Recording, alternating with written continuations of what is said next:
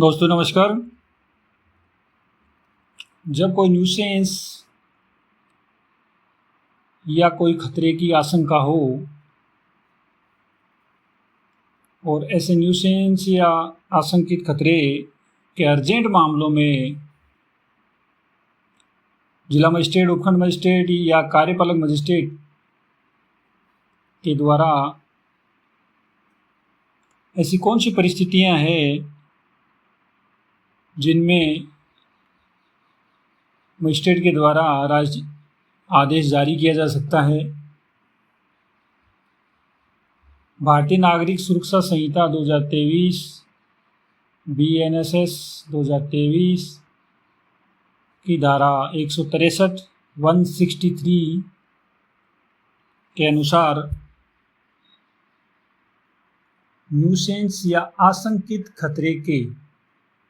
Urgent मामलों में आदेश जारी करने की शक्ति के बारे में बताया गया है। धारा 163 की उपधारा 1 के अंतर्गत उन मामलों में जिनमें जिला मजिस्ट्रेट, उपखंड मजिस्ट्रेट या अन्य कोई कार्यपालक मजिस्ट्रेट की राय में इस धारा के अधीन कार्रवाई करने के लिए पर्याप्त आधार हैं और उसको तुरंत निवारण या शीघ्र उपचार करना वांछनीय है, अनिवार्य है, उस परिस्थिति में वह मजिस्ट्रेट ऐसे लिखित आदेश के द्वारा, जिसमें ऐसे मामले के तात्विक तथ्यों का कथन होगा और जिसकी तामील धारा 153 के द्वारा उपबंधित रीति से कराई जाएगी, किसी व्यक्ति को कार्य विशेष न करने या अपने कब्जे की या अपने प्रबंध के अधीन किसी विशेष संपत्ति की कोई विशेष व्यवस्था करने का निर्देश उस दशा में दे सकता है जिसमें ऐसा मजिस्ट्रेट समझता है कि ऐसे निर्देश से ये संभावना है या ऐसे निर्देश की ये प्रवृत्ति है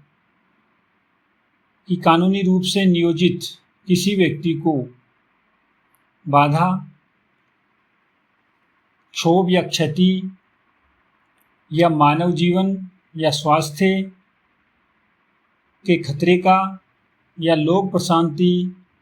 में बाधा पहुंचाने का या बलवे या दंगे का निवारण हो जाएगा।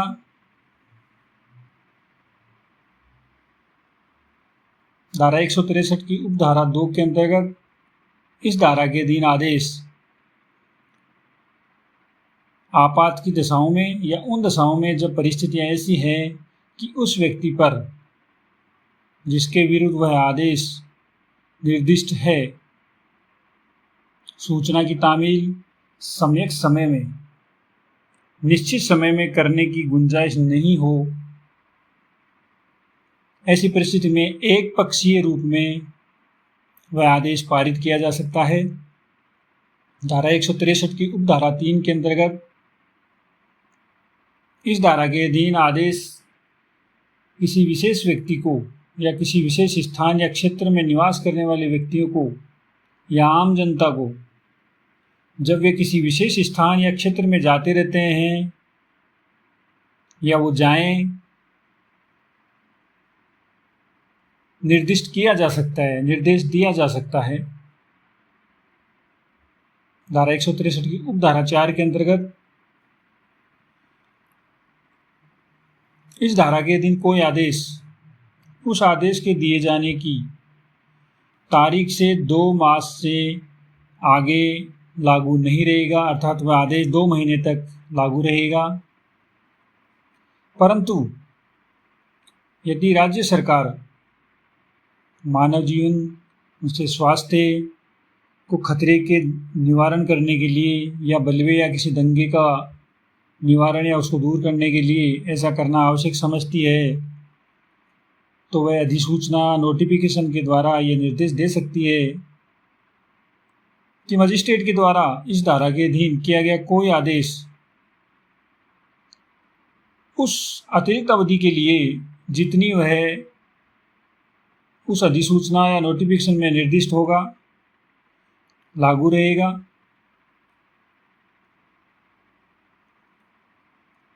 अर्थात राज्य सरकार उस 2 महीने से भी अधिक की अवधि तक के लिए वह आदेश लागू रहे, ऐसा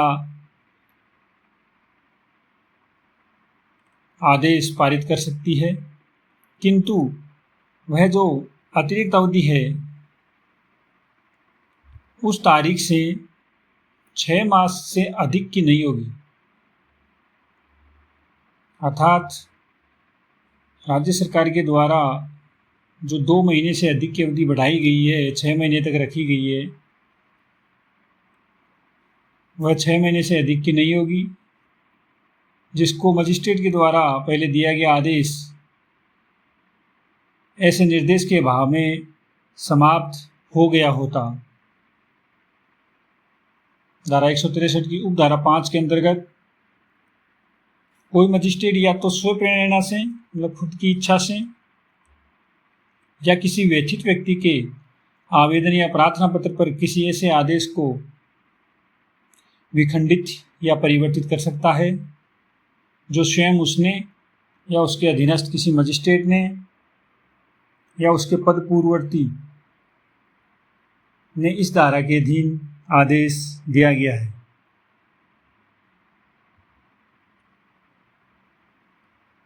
धारा 163 की उपधारा 6 के अंतर्गत राज्य सरकार उपधारा 4 के परंतुक के अधीन अपने द्वारा दिए गए किसी आदेश को या तो खुद की प्रेरणा से या किसी पीड़ित व्यक्ति के आवेदन पर विखंडित या परिवर्तित कर सकती है।